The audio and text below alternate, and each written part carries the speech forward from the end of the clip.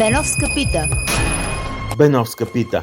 Иван Христанов, каква е мисията ви като земеделски министър?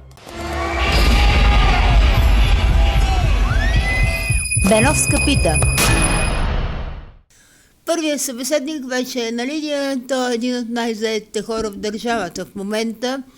Това е господин Иван Христанов, министър на земеделието, храните и водите. Здравейте, господин Христанов, чуваме ли се, виждаме ли се? Здравейте, трудно ви чувам и трудно ви виждам, че сме в движение към Бургас, пак поредните проблеми, но нека да се опитаме да направим каквото е възможно в тези условия. Хайде да опитаме да правим каквото е възможно в тези трудни условия. Може ли да ни кажете къде сте се запътил в ранни зори в събота? За съжаление, през миналата година южната част на Черноморието беше класифицирана по отношение на сигурността за отглеждане на миди в Б и С категория, което е много голям удар по репутацията на България, включително международната репутация, и много голям удар по производителите на миди, и това на фона на практически отсъстващи проблеми с отглеждането и потреблението на миди в България. Искам да отида да направя лична документална инспекция, лично да се срещна и с хората и да гарантирам, че всички проверки от тук нататък ще бъдат абсолютно хем безкомпромисни, хем без проява на двойни стандарти и съответно българското производство ще процъфтява и ще носи гордост на България. Пожелавам ви успех в това. Това не е единствената ви задача. Вие заложихте много приоритети и вчера дадохте и пресконференция, представихте екипа си и ще се спреме и на това, но тъй като аз ви познавам от предишната ви битност в предишните народни събрания и вашата много активна дейност в именно земеделския сектор, от вас сега очакванията са големи, но и враговете ви се опитват да бъдат големи. Как ще го обясните? Ами обикновено, колкото по-голям мазол или цирей настъпиш, толкова по-голямо е пищенето. Вие виждате как се вадят абсолютно грозни неща, ужасни неща. 22 година моята съпруга, моето семейство... Не го разказвайте това, аз съм го приготвила, искам да го видим, за да може да го изговорим нацяло, защото, нали, знаете, една жена казала на една друга, нали, дайте да го видим и ще ми анализирате защо и тъна са така ожесточени срещу вас. Няма дим без огън, нали, ние с двамата с вас не сме малки деца, ясна е работата. Я пуснете, моля ви се, изявлението на Тошко Балабан, какъв Балабан, как се каже? Не, Балабански, забравих му името, Станислав Балабанов. На Станислав Балабанов от трибуната на Народното събрание. Вие разбирате ли? Аз искам и това да ми коментирате. Вие сте депутат, политик с много опит. Може ли такива работи да се сипят от трибуната на Народното събрание? Не на последно място, като изгледаме видеото, ще ви питам, ще му заведете ли едно делце на този юнак? Пускайте, момчета. Пускайте итало изявлението от трибуната на Народното събрание, в което Балабанов напада много ожесточено господин Христанов Сега ще разберем. Давайте. Беновска пита. Има такъв народ срещу Иван Христанов, министър на земеделието. Уважаеми български граждани, след като разкрихме случая с Стоил Цицелков и ние от Има такъв народ успяхме да прекратим участието му в изпълнителната власт, е ред да изложим малко информация за друг представител в изпълнителната власт, господин Иван Христанов, министърът на народа, както сам се титулова в интернет. Според Христанов за случая Петрохан, цитирам, това са негови думи: „Никога не сме виждали организация като тази, която е извършила убийствата на Петрохан“. Категоричен бе Христанов и нарече случилото се абсолютно хладнокръвна екзекуция. Според него почеркът е по-скоро на наркомафията, отколкото на дървената мафия. Значи според Христанов в Петрохан не е имало педофилия, не е имало секта, а мафията е убила всичките лица на Петрохан. Сега, уважаеми граждани, чудите ли се още дали тази изпълнителна власт ще замита следите на Петрохан или не? Сами може да си отговорите, разбира се. Като заместник министър в правителството на Кирил Петков, Иван Маркос Христанов, в чийто ресор е Българската агенция по безопасност на храните, има огромни интереси в производството на храни и в извършването на лабораторни проби. Това обяснява огромния му личен хъс да бъде преустановена дейността на конкурентната му лаборатория за изследване на пестициди, намираща се на границата с Турция, и от тази негова амбиция ясно личат корпоративните семейни интереси на Христанови. Иван Христанов встъпва в длъжност замминистър в правителството на Кирил Петков с личната протекция на своя съдружник и спонсор, албанец Елвин Гури. А бизнес партньор на въпросния Елвин Гури е Спас Русев, с когото Кирил Петков беше засечен на тайна среща в столичен хотел и от която Кирил Петков позорно избяга, когато го разкрихме. След продажбата на фирмата за кредити Христанов, съпругата му Ива Палма и шайка около тях, освен към редица схеми и далавери, се ориентират и към дейности, свързани с производството на храни, и към фирма за произвеждане на лабораторни изследвания. Самата Ива Димитрова Палма е управител и съдружник в 11 фирми, занимаващи се с производство, дистрибуция на храни и извършване на лабораторни проби. Именно на това се дължи огромното му желание под мотото „Борба с корупцията“ да завземе бизнеса за изследване на пестициди при внос от Турция. Към този момент Иван Христанов, въпреки че няма право като министър, е в съвета на директорите на EMP Invest България с основна дейност консултантски услуги и моделиране на бизнес процеси.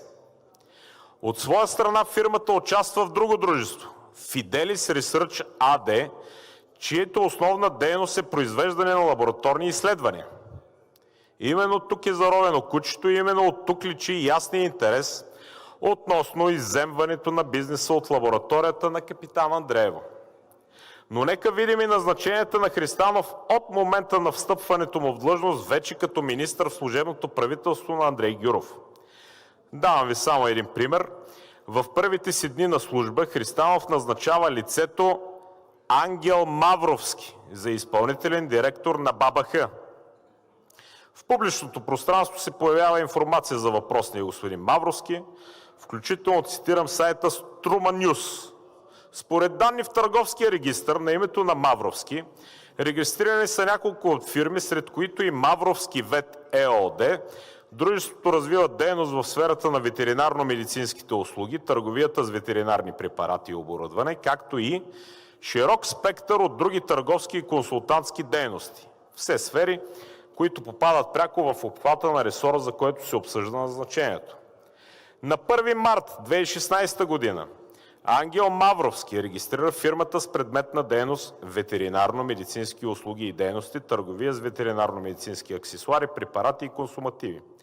За периода 14 февруари 22 до 9 май 25 година той я напуска и на 9 май 25 година същия отново придобива дяловете и става управител. Според медията, особено внимание буди факта, че в период, когато Мавровски е заемал поста заместник изпълнителен директор в Българска агенция по безопасност на храните, дружеството му отчита най-високи обороти. След освобождаването му от длъжността, дейността на фирмата рязко намалява. Това, разбира се, поражда и логични въпроси.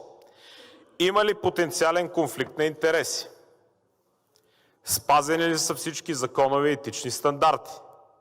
Разбира се, че обществото има право на прозрачност, особено когато става дума за ключови сектори като земеделие и контрол върху храните.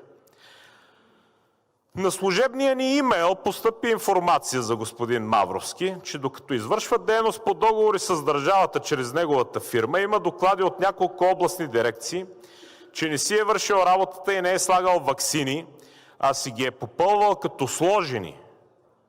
Както и че докато е заемал държавна служба от инспектората, е имал проверка, че за една година има 5 тона гориво уж за командировки, само че без командировъчни.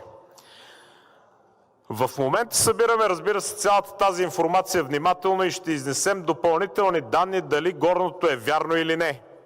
Призоваваме и медиите да не потъват под лозунга за добрите сили, защото напоследък ги виждаме колко са добри, и да почнат да питат и неудобните въпроси. Към господин Мавровски ние специално, предполагам, че и всички нормално мислещи журналисти, имаме следните въпроси. Вярно ли е, че въпросната фирма Мавровски ВЕТ ЕООД е реализирала най-много оборот, докато е заемал поста заместник изпълнителен директор в Българската агенция по безопасност на храните? Вярно ли е, че има доклади от няколко областни дирекции, че не си е вършил работата и не е слагал ваксини, а си ги е попълвал като сложени?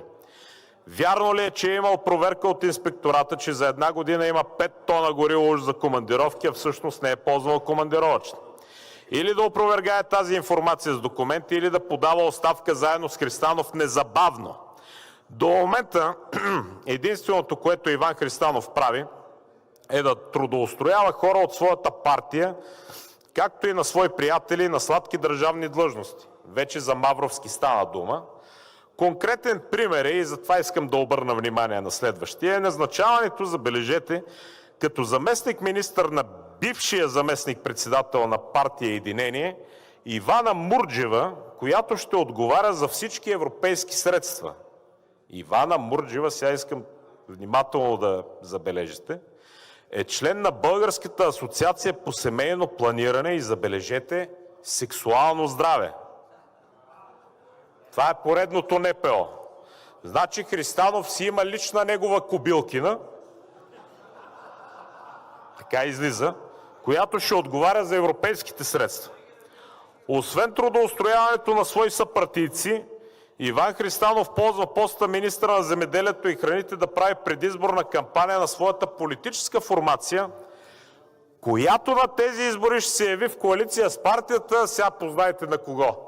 На Тома Белев и Борислав Сандов, тия, които берат боровинки на Петрохани и ходят да празнуват Трифон Зарезан с вече самоубилия си Калушев. Борислав Сандов, знаете, последният печално известен като министър, дал на сектата в Петрохан правото да правят каквото си искат. В тази връзка е интересно да се разгледа добре и фигурата на неговия заместник министър по горите. Чиновник, който активно участва в представянето и контрола на проекти по програма LIFE на Европейския съюз в България. Това са онези проекти за орлите, глухарите, пчеличките, там 3 милиона да броим пчелите, там 5 милиона да броим орлите и така нататък. Свързан, разбира се, с биоразнообразие, любима тема на зелените, абсолютна зелена мафия. Христанов е първият български министър, който отказва да участва на заседание на съвета на министрите по земеделие в Брюксел, където в момента се договаря бъдещето на европейското и в частност българското земеделие за след 27 година. Със своя отказ той де-факто отказва да защитава българската позиция в Европейския съюз, едно от изричните изисквания всъщност към служебния кабинет, които президента Йотова спомена при одобряването на кабинета Гюров. Сега на тази база президента Йотова сама спомена, че има резерви към няколко министри, които ще ги наблюдава внимателно. Госпожо Йотова, дали чухте внимателно какво изчетах, казах в тази декларация за този конкретен министър? Интересно ми е сега каква ще бъде вашата позиция за подобен министър в служебния кабинет. И след всичките тези факти, Божанков, хубаво да ги запомниш ти специално, моето момче, след всичките тези факти би било логично, госпожо Йотова, позицията ви да ви бъде една единствена. Да поискате оставката му. Благодаря. Уважаеми господин Христанов, благодаря ви за това, че заедно с зрителите на YouTube, на Канал 3, слушателите на КАТ-2 изслушахме, изгледахме и така нататък всичко това. Започваме това, че вие стартирахте с една снимка във ваше ляво, ако на Левски мисълта, ако печели цял народ, ако губя само себе си. Отговорете ми, кой и защо ви напада и какви действия ще предприемете вие? Между другото, страхотно обобщение. Буквално съм възхитен от работата на вас и на вашите оператори, защото е страшно много труд да събереш на един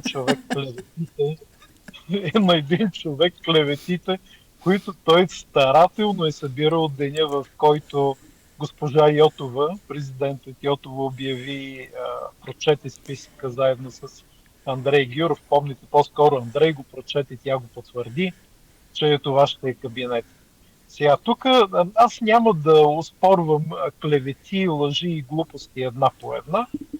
Само ще задам въпроса, защо когато започнах да настъпвам за пореден път и отново интересите на Таки, някой отново, както и 22 година, ми искал ставка. Тоест, това е нали загадъчното нещо, как настъпваш интересите на Таки, който е в подземния свят, който е дълбоко.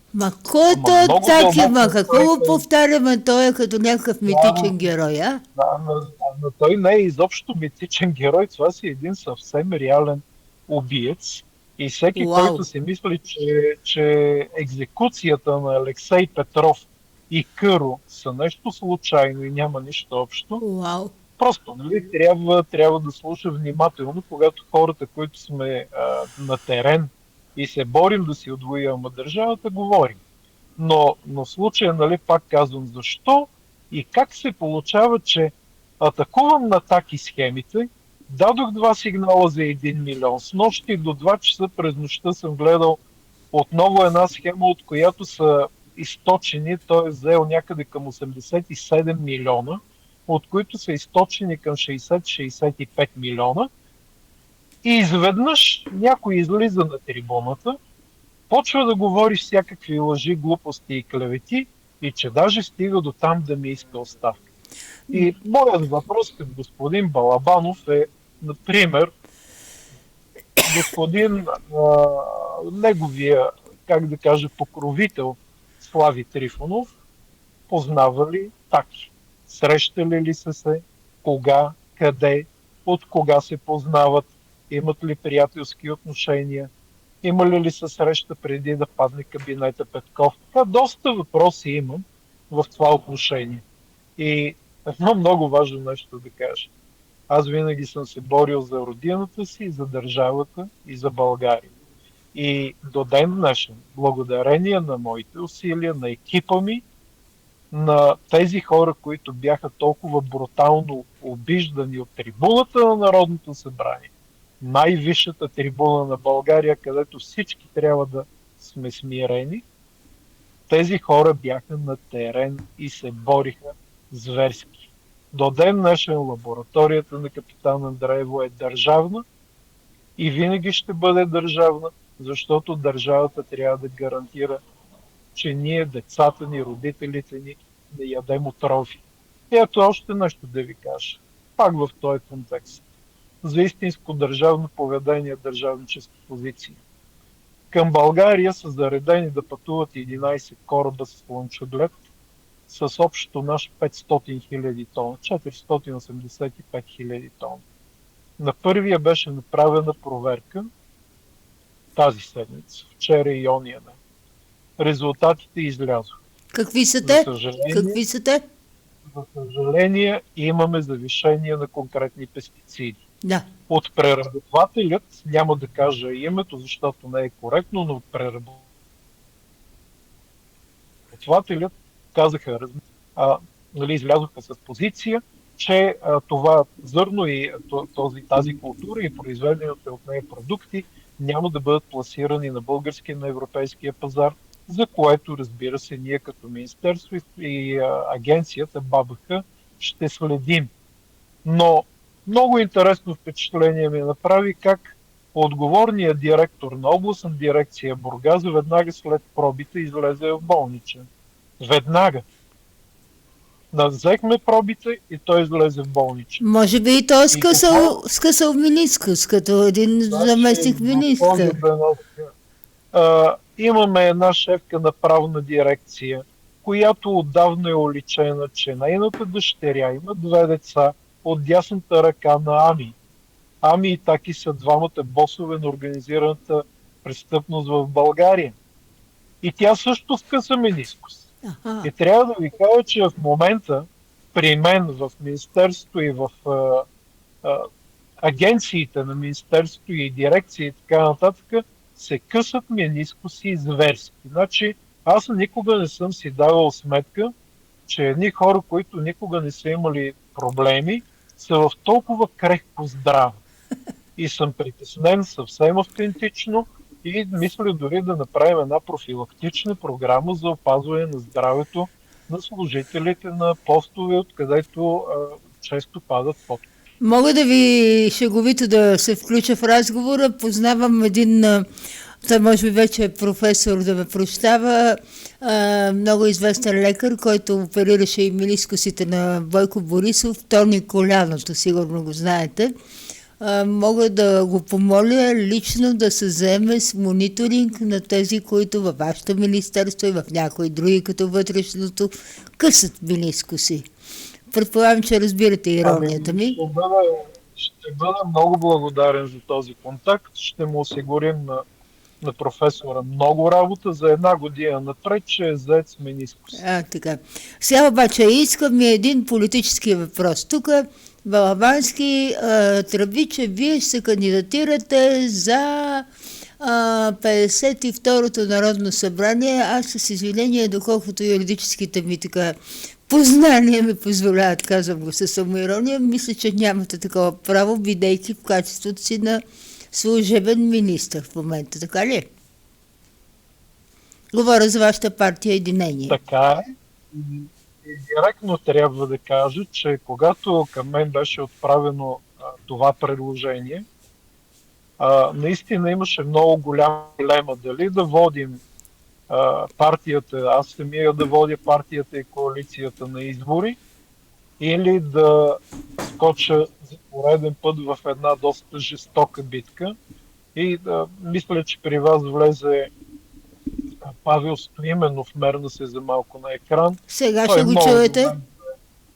Той много добре знае какви битки съм водил и съм сигурен, че чувайки, че ние правим абсолютно безпристрастен, независим контрол на всичко, което влиза в България, съм сигурен, че това е нещо, което го кара да се гордее отново с институциите, но това нещо беше заложено на кантар срещу възможността да работи за държавата си, за народа.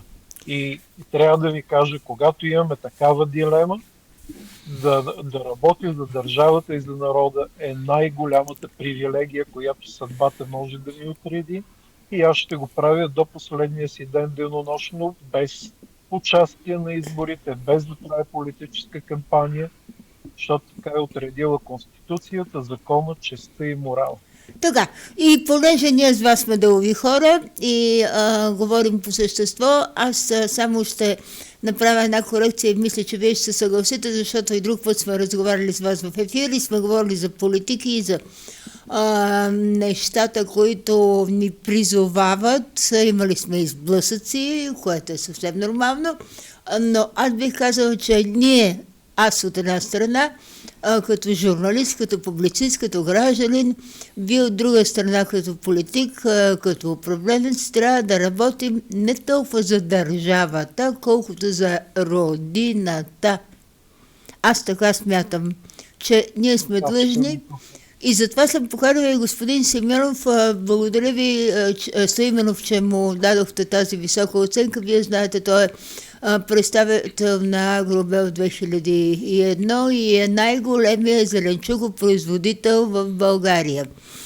Господин Стоименов, преди в деня, в който излезе решението на Конституционния съд, че партия Величие влиза в Народното събрание, ти да видиш, имаше много знакова среща заедно с господин Михайлов и Велин, който сега е председател на парламентарната група на Величие в 51-то Народно събрание, с Манол Генов, тогавашния министър на околната среда и водите. Поставиха сериозни въпроси, поставиха въпроси за напояването, поставиха въпроси за сметищата, неща, които и вие сте съпричастни и така.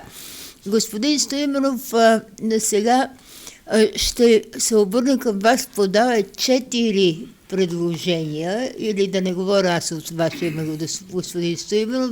Кажете здрасти на господин Христанов. Здравейте, господин Христанов. Ние се познаваме много добре от битките, не само по площадите, но преди това се познавахме още когато той беше заместник министър на земеделието, с което се справи действително тогава много добре.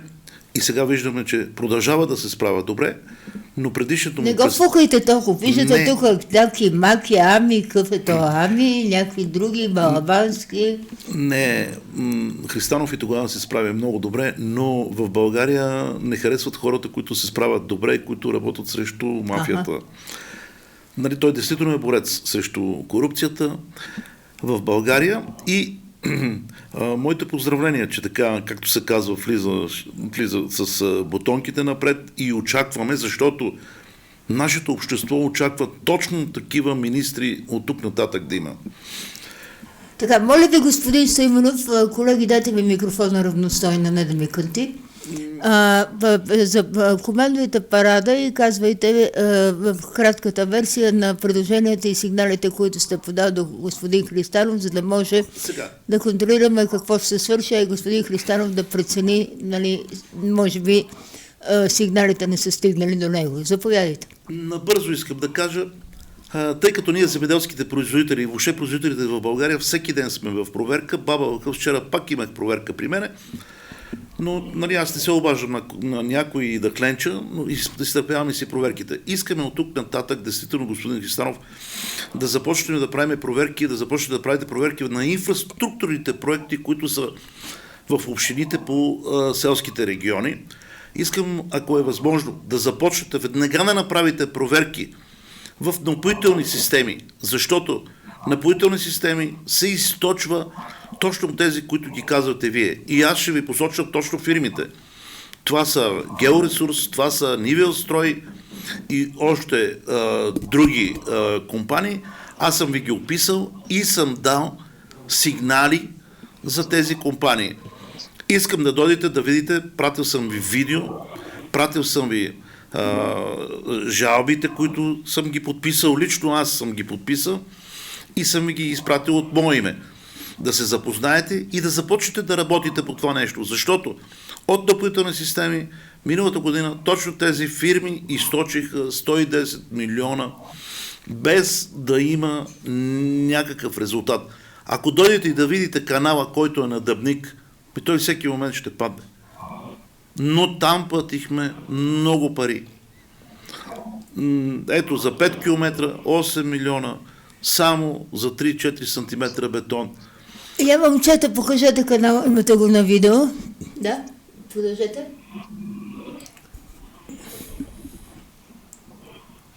Чуваме ли се? Ага. И за това, действително, да се започнат да се проверяват и тези инфраструктурни проекти. Да се върне малко назад. Да видим в напоителни системи кой подписа за този канал. Ето, кой подписа документите, ако дойдете да видите и околната среда, ако дойдете да видите горите, как са замърсени, какво се е случило. И тези компании, те са спечелили поръчките за следващите ремонти за тази година в напоителни системи. Не знам, господин Христанов, вие дали го знаете това нещо, но запознайте се, елате на място, вижте И вижте, тези фирми ще могат ли да продължават и следващата година да правят ето по този начин ремонтите. За момент спрете, господин Стоименов, аз виждам, дайте ми един стоп кадър. Там върнете малко. Какво правят? Това е стар цимент, нали? Върху който те слагат, не, момчета има една с решетка, слагат решетки някакви отгоре. Това е стар канал, който те го ремонтират. Уж го ремонтират, нищо не го ремонтират. Нито фуги, абсолютно нищо. Просто крадат нашите пари. А тези пари са от националния бюджет, от бюджета на България 110 милиона. Искаме ревизия, искаме проверка как така тези фирми и за какви пари са го ремонтирали. Аз ви гарантирам, че не са дали и 20% от сумата, която им е платена. За съжаление, този канал най-скоро време ще падне и Дъбничани пак няма да имат Дъбник язовира, Горен Дъбник пак ще бъде празен. Пътя и Плевен. Да покажем, пътя. Да. Съответно и Плевен няма да бъде захранен с вода оттам. Затова Плевен няма вода. Защото ето това е пътя в град Симитли. Пак по селските региони, европейски пари, дал съм ви да видите каква е кражбата. Една малка отсечка, 2 милиона и 700 хиляди лева. Вижте, здрав път, който нямаше нужда да бъде асфалтиран. С чисто нови бордюри. Бордюри на 2-3 години бяха изкъртени и бяха сложени. Тротуари. Така че време е кметовете да бъдат малко ревизирани и да бъдат подгонени. Както в Румъния, господин Христанов. Знаем какво се случи в Румъния. Всеки един втори кмет, след проверка на инфраструктурните проекти, те влезаха в затвора. Така че искаме действително проверка за многото милиарди, които отидаха за изграждането на инфраструктурните проекти в селските региони. Както и за стадиончета, както и за тези 500 милиона, където отидаха, Бойко Борисов ги даде за малките язовирчета, уж де факто нищо не направиха. Добре, господин Христанов, имате ли топки? Имате ли топки? Тук вие казахте, само ще ми отговорите, вие казахте... Само госпожа Беновска, нали, притеснението ми е, че отново навлизам в лошо покритие и да отговоря на господин... Да, давайте. Не, защото вие казахте, че продоволствената сигурност е национална сигурност. Да, давайте. В четвъртък на 19-ти кабинетът се заклее в парламент. На същия ден, буквално един час по-късно, в Министерството, вече като министър, първата ми среща беше с инспектората и вътрешния одит и веднага възложих проверки по напоителни системи, където ние имахме и отпреди доста големи разкрития, включително такива, които напълно потвърждават наблюдението на господин Стоименов. Възложих проверки и на инсинераторите, които пряко касаят животновъдите. Изобщо всичко, което господин Стоименов сподели току-що, беше възложено като проверка от мен още на първия ден. Докладите вече постъпват, вярно още в суров вид, но нещата са шокиращи. Шокиращи. Това, което той казва 110 милиона, те реално са 108 милиона. Ние ги върнахме още 22 година, направихме инспекция с вътрешния одит и ги подадохме към прокуратурата. Аз бях потресен, когато видях, че един министър след това ги пусна и ги подари на мафиотски фирми. Кой е този един министър? Боравете си имена, моля ви. Проверете си го, моля ви. Защо си го проверям? Искам да кажа само. Ще бъдем за Тахов ли говорите? За Тахов ли говорите? Министрите преди мен са в, в изпълнението на тези обществени поръчки. Новата обществена поръчка, госпожа Беновска, е 218 милиона. Пак за напоителни системи. Пак по същия начин направен. Поръчал съм да се изготвят референтни цени от институции, за да можем да сравняваме, защото когато отида на леко потока долу до Съединение, и аз съм си направил проверка на свободни пазарни цени и са ми казали, че извозване на 230 хиляди тон километра ще ми струва 85 хиляди лева, а държавата е платила 1 милион 919 хиляди лева. Аз съм огорчен и възмутен и ядосан. По същия начин, който съм сигурен, че споделят не само господин Стоименов, всички хора в земеделието. Всички. Защото това е безобразно ограбване на държавата. И това, че в момента съм овластен, ще бъде, как да кажем, инструмента на всички хора, които са ощетени от тези зверски несправедливости, за да можем да изготвим документите, да ги подадем към прокуратурата, да направим всичко възможно тези хора никога повече да не печелят ни поръчки. Но каза и още нещо и аз се радвам така, че успяваме да ми той изпреварващо. Той говори за финансирането на общините. Изискал съм целият списък. Ще гледаме за концентрации. Дали е имало политическо влияние в едни общини повече, в едни населени места повече, пък в други хич да няма. Ще гледаме отделни проекти за асфалтиране на вече асфалтирани улици, за правене на детски площадки, дето ги има отдавна. Всичко това минава под лупа.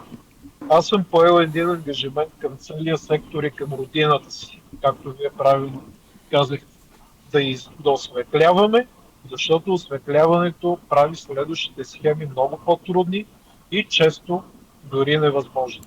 Така че работим с страшни темпове, работим и в събота и неделя и просто е така да вметна, защото господин Стоименов той каза, че ме познава отдавна, това е факт.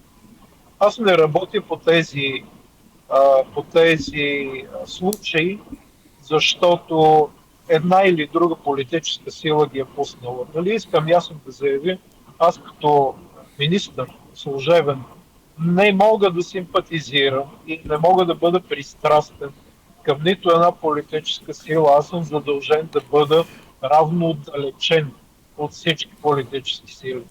Правим го това нещо, защото е редно и защото това е обществения ми дълг. Именно искам да подчертая, че аз поканих господин Стоименов като професионалист от висока класа в неговия бранш.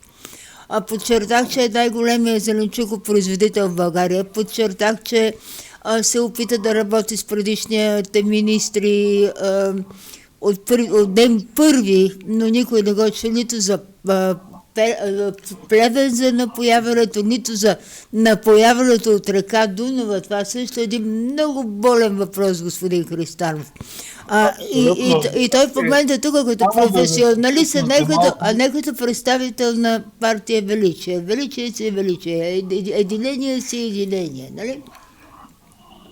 На мен голямата ми болка, директно ви оказвам, е, че в този ограничен мандат няма да можем да стартираме големите проекти, направени както трябва. Защото, да, аз виждам вече напукани канали. Да, аз вече виждам откраднат ресурс. Да, вече виждам липсващи фуги. Да, виждам лошо изпълнени или направо неизпълнени общински проекти. Да, в момента минавам между другото до инсинераторите на Таки. Да, виждам откраднати 87 милиона лева и планирани да откраднат още 30 милиона лева. Голямата ми болка е наистина това, че няма да имаме време да пуснем истинските проекти, от които всички ще видят ефект. Защото в момента засаждат на обработваема невероятна земя, трета, четвърта категория, засаждат фотоволтаици, а в същото време никой не задава въпроса защо като правим ремонт на каналите на напоителни системи, които са широки между 8 и 15 метра, защо ние не поставяме върху тях фотоволтаици? 5 километра канал, с 15 метра, 20 метра ширина. Вие може да сложите, това са хиляди, десетки хиляди метри фотоволтаици, които не са върху земята, не пречат изобщо, могат да се поставят по начин, който позволява и следващи ремонти, нали, да не пречат след това. Може би вие и двамата с господин Стоименов имате отговор защо? Защо? Каква е целта на занятието? Защото крадците не им стига просто да откраднат, госпожа Беновска. Те искат да откраднат лесничко, без да свършат никаква работа, без даже да си размърдат закърнелите мозъчета. За това, като си взел парите, а поне направи нещо полезно за тая държава, този народ и нашата родина. Нещо хубаво. Вие задавате ли си въпроса, госпожо Беновска, ще излезе за малко от темата, но така или иначе знаете, че след малко трябва да се връщам по работа към другите задачи. Давайте. Задавате ли си въпроса защо в другите държави милиардерите правят училища, правят университети?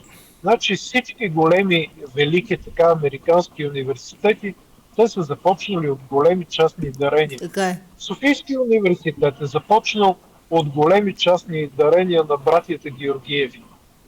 И задавате ли си въпроса защо нашите мушмуроци, крадливи, набълбукали се с милиарди откраднати от българския народ и забили ни на дъното на класацията най-бедната държава, най-бедната нация в Европейския съюз, как не направиха едно училище?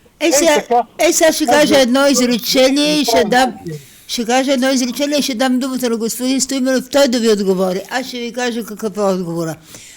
Едно от нещата, които остават прикрити и невидяни от нашите сънародници, е, че чрез фотоволтаиците, ветропаркове и не знам какви си други зелени LGBT, ще ги нарека енергийни източници, се унищожава абсолютно качествената българска плодородна земя, за да може няколко олигарха да внасят нискокачествена, пестицидна, както казвате, и то Меркосур, и той ви седи на главата в момента, трябва и това да го помислите, за да може да печелят те на база здравето на народа. Кажете, господин Стоименов. Господин Христанов, много е важно сега да хванем най-важните неща. Значи предният ваш колега Тахов, той разреши на пасищата да могат да се строят фотоволтаици. Ако може това нещо някакси да се подаде, да се гласува, да бъде забранено, защото това е пагубно за животновъдите. Другите неща, които, кражбите в напоителни системи, ако може там да се регулират нещата, защото действително нямаме напояване. Ние нямаме 300-400 хиляди декара при 15 милиона декара. Точно там трябва да се акцентира. И най-важното, което обществото в момента ги интересува, това е стадото на Байрибан, където бяхме заедно с тебе. Да, господин министър, искам да знам. Стадото на Байрибан, моля ви микрофона ми да работи пълноценно. И още едно стадо има, забравих му името на един човек с кози. Много стада има. Да, много стада има. И въпросът е следния. Ще знаеме какво се случи там. Знаеме, че лабораторията не е акредитирана. Знаеме, че тази България никога не са взимали консумативи за изследване на чума. Знаеме, че ще ви бъде много трудно, но предното правителство Тахов, аз разговарях с него, той направи тогава това петно на България, че е болно стадото от чума, на ръба на закона. Знам, че ви е трудно, ама може би и вие нещо трябва такова на ръба на закона, съответно да не пострада и България от това нещо. Но има начини, има варианти. Тази ситуация трябва да се излезе и най-после ще минем ли към вакцинация на овцете и на козите. Знам, че очакваме много от вас, но България очаква много от вас. Вие сте сериозен човек и се надяваме да работим и след това и след тези избори, защото министър трябва да бъде не политическо лице, а човек, който може да свърши работата. Господин Христалов, може ли да отговорите? Да, ще отговоря и знаете, както ви предупредих. Да, разбирам, искам да затворим. Да. За което поднасям извинения на зрителите ви, на вас и на гостите ви. Благодаря ви за участието обаче. Да. Е много, много важен въпрос. Започвам с това, че тази драма и драмата не само на господин Георги Илиев, както е неговото име и на неговото синове, неговото семейство, на хората, които пострадаха и от чарката миналата година, аз я приемам много лично и много полезно. Не можем да оставаме безразлични при едни такива човешки трагедии. В същото време, нали, е ясно, че не е рядко в тези случаи цялото пък животновъдство е заложено на карта. Свикнали сме работна група. Вчера ми предоставиха първа версия на доклада. Видях, че има недостатъчно добре разработени секции. Няма да влизам сега в подробности технически. Изискал съм да се продължи работата и то в много ускорени темпове, защото на онези хора им подсяха вече овцете. Те не могат да чакат. И ние не можем да тупаме топката тук, защото понеже, разбирате ли, сме в топлите офиси на държавата. Аз искам само един Само секунда да мога да Да, заповядайте. Тук, за съжаление, голямата трагедия пък е, защото излизат хора и казват: иди пусни овцете. Първо, нали, никой министър не може просто да се изплющи там и да пусне овцете. Ние трябва да действаме съобразно закон, защото залога е цялото животновъдство.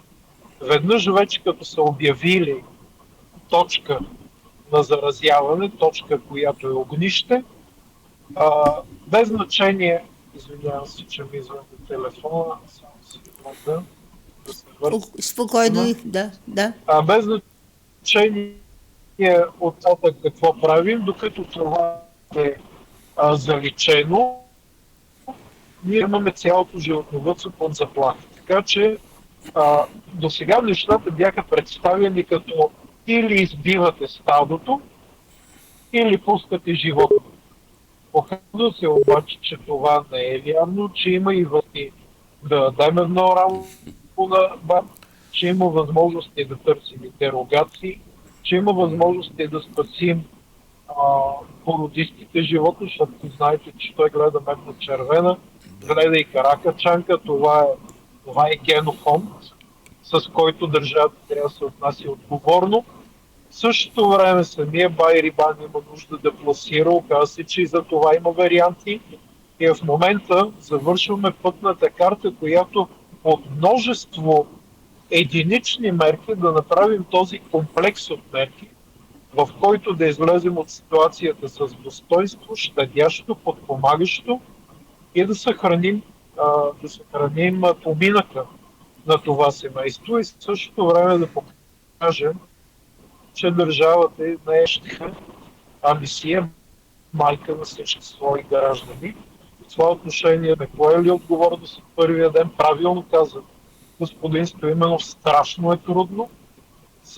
трудно, не бива да се подценява това нещо. В същото време поддържам постоянно връзка и с колегите от ветеринарната професия, и с Байрибан. Знаете, че той е в тежко здравословно състояние. За съжаление, да. Така че правим всичко възможно. Той беше в Александровска, направиха му преглед, назначиха му радиотерапия, в момента прави терапията. Дай Боже, нали, цялото, на всички ни, целият екип, сърцата ни с него, с семейството му да мини това изпитание. Последно изречение. Какво очаквате като помощ от личности в бранша и, както казахме, в политиката, разбира се, но в бранша професионалисти, личности като господин Павел Стоименов? Какво очаквате като ефективна помощ? Първото, това, което вече правят, подаване на сигнали.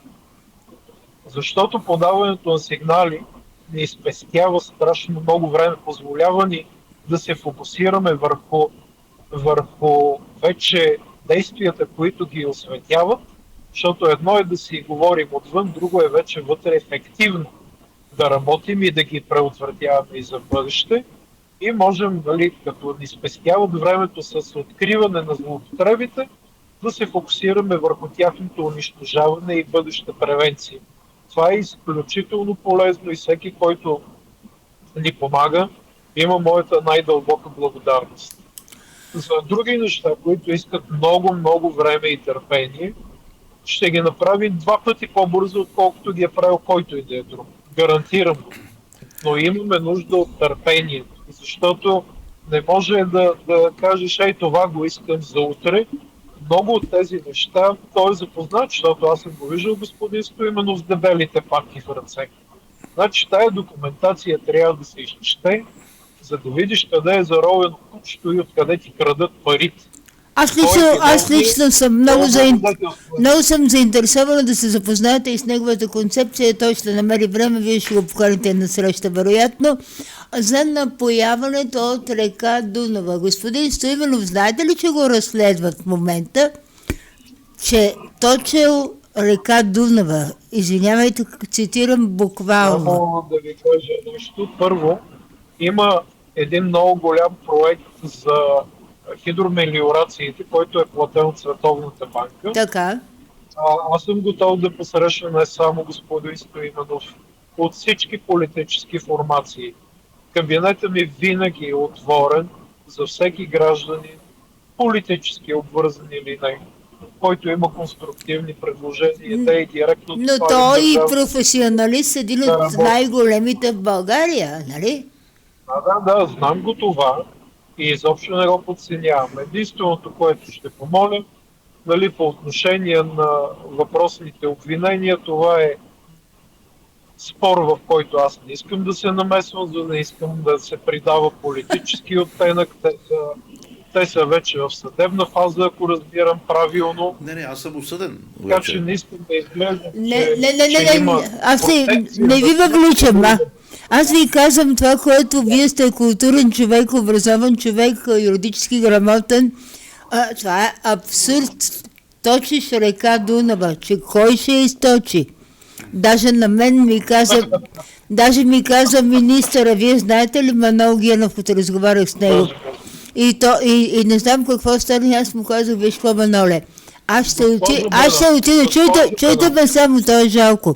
Аз му казах, аз сега отивам на Дунава и ще изпия. Дали разбирате цялата налепица? Да ви кажа като последно изречение, защото наистина вече изчупиха телефона от звънене. Нищо, но всичко това беше важно. Да. Ние сме длъжни да черпим вода от река Дунава. Ние сме длъжни да го правим. И това, че едни тотални крадливи долни изроди разрушиха цялото напояване на Северна България, магистралните тръбопроводи, включително те подземните, дето вътре можеш да ходиш прав, за да може той, да не казвам по-груби думи, да си накупи вили в Гърция. Който? Говорим за един бивш министър, господин Стоименов много добре знае прякора му, между другото. Бях потресен да го науча прякора му. Кой? Още преди да стане министър е мършата. Кой? Кучкара на Бойко Борисов. На Бойко Борисов кучкара. Тези кръци разрушиха цялото ни напояване и моята съкровенна мечта, сигурен съм, че я споделям не само с господин Стоименов, с хиляди българи, е ние да си го възстановим това нещо, да имаме поне 5 милиона, дай Боже и повече декара поливни. И аз искам България, сръбската граница, румънската граница, хладилните тирове с домати, картофи, лук, пипер, тиквички, буквално да са на километрични колони един след друг и да изнасят към Западна Европа, защото мен ме боли, госпожо Беновска. Когато видя, че през България само за 21 година, изискал съм данните и за 22, 3, 4 и 5. Вече съм ги изискал и ще ги покажа на България. И боли ме, когато видя, че Република Турция е изкарала към Западна Европа 1,5 милиона тона зеленчуци, без да броя портокалите. Зеленчуци, които можеше да бъдат произведени в България. Там портокали, гръцките и нарочно ги махам, защото ние не можем да ги произведем. Добре, моля ви, затваряйте разговора. Затваряйте разговора. Питайте господин Стоименов за той, нали, да довърши колко сме произвели ние за 21 година и да сравним с това, което пресече България и отиде да храни Европа. Колко? Значи Благодаря ви. Само кажи. Значи 20% в момента беше 21, в момента сме вече 15%. 85% вече е вноса на зеленчуци в България. За съжаление, и продължава процентът да се вдига. Добре, да кажем довиждане, покажете на господин Христанов. Благодаря ви за времето. Благодаря, Христанов. Благодаря с това нещо, което сте се заели и този устрем, това желание да не ви спада никога. Моля ви, продължавайте в същия дух. Казвате каквото може да помагаме. Имате вече 3 жалби от мен. На бюрото са, имаме номер, така че работете по тях. Трябва да си оправим селските райони. Зеленчуци, напояване. България трябва да направим рай, защото те искат от рая да направим пустиня, а те отиват и инвестират в пустинята в Дубай. Искат да направят от Дубай рай. Няма да могат да го направят. България трябва да си възстановим. Уважаеми господа, много ви благодаря за този разговор. Беше знаков. Господин Христанов беше тук и господин Стоименов остава за финални изречения. Кой е този кучкаря на Бойко Борисов? Какво говорите? Този е бившия министър на земеделието. Кой е този? Ама аз вече имам всеки ден заведени Кой дела. имате? Знаете ли колко много дела имам заведени? И аз имам заведени. Той е кучкара на Бойко Борисов. Кой е този кучка?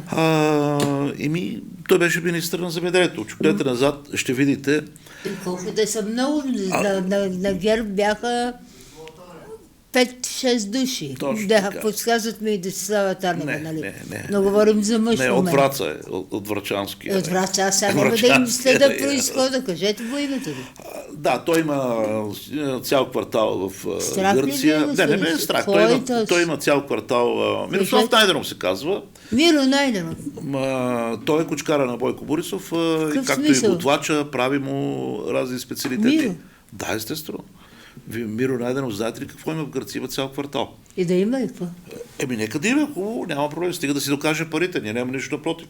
Е. Нека да има, но защо в Гърция? Защо не ги направи в България? За да не го видят. Всяка вечер е купони, гайди, елате да видите, моят счетоводител в Гърция, мой съсед, и човека каза, вика, шеф, вика, има един, вика, бивш министър, вика, не може да спим, вика, има малки деца, вечер чалга, гайди, викам, кой е бе това? Викам, снимай ми го, когато погледам, Миро Найденов. Добре да е, хубаво. Сега, добре, няма, аз много се извинявам, вие не сте беден човек, нали? Искам да довърша. Нека да не търсим сиромахомилски. Не очакваме вие, казваме. Миро, аз да се разхождаме по Не казваме това нещо. подпетени джапанки, Нямам нали? нищо напротив, обаче кой земеделец има в Гърция цял квартал от къщи? Той има 2 къщи. Не, аз знам и други земеделци, господин Стоименов, и вие ги знаете. Ама тези земеделците, вие знаете Зоров, който всички са на Няма боската на лошо, държавата. Не, няма лошо, но не можеш ти да си на държавна позиция и да имаш цял квартал от къщи, които да ги даваш под наем, и да имаш отделно 2 къщи, може би едната за Бойко Борисов. Да, точно така. Натали, малко И яхта, и отделно холен живот. Няма как да се получи. Аз съм човек бизнесмен, нямам такава къща в Гърция. Като хода в Гърция, нали, на хотел хода.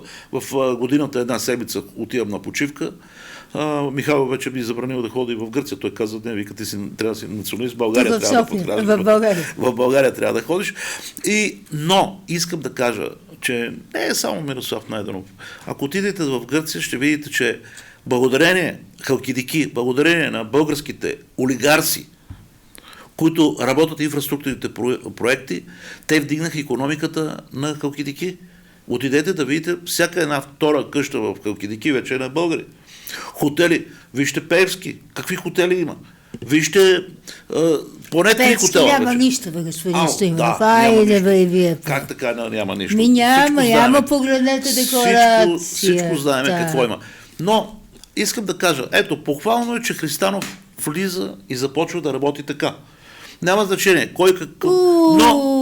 Дано да е така. Но ето виждаме, че той иска да работи по важните въпроси. Да. Аз съм убеден, че Байрибан той може да го освободи. Много е трудно, не казвам, че е лесно.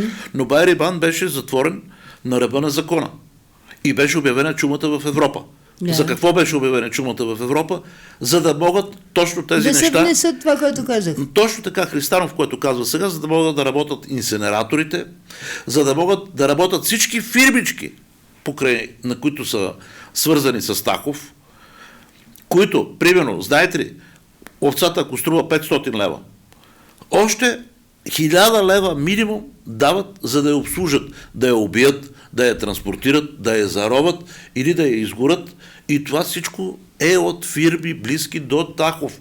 Министъра на земеделието, който беше. Значи този ще го запомниме с пълния опадък на нашата държава. Вижте какво. Селските региони. Никой не ги проверява тези кметове. Време е да провериме кметовете с инфраструктурните проекти, какво направиха, какво унищожиха. Ако дойдете да видите тези стадиончета, които ги направиха, пътища, ами 80% е кражба. Навсякъде. Така, трябва да приключваме. Много ви благодаря, че отделихте време, дойдохте до студиото. Важни бяха въпросите. Аз ще си позволя. Ние сме, знаете, много активна медия и в тази област, вашата, да следим какво се случва. Тук беше преди малко Христанов, министъра на земеделието, и господин Павел Стоименов, Агробел 2001. Разговор беше изключително важен.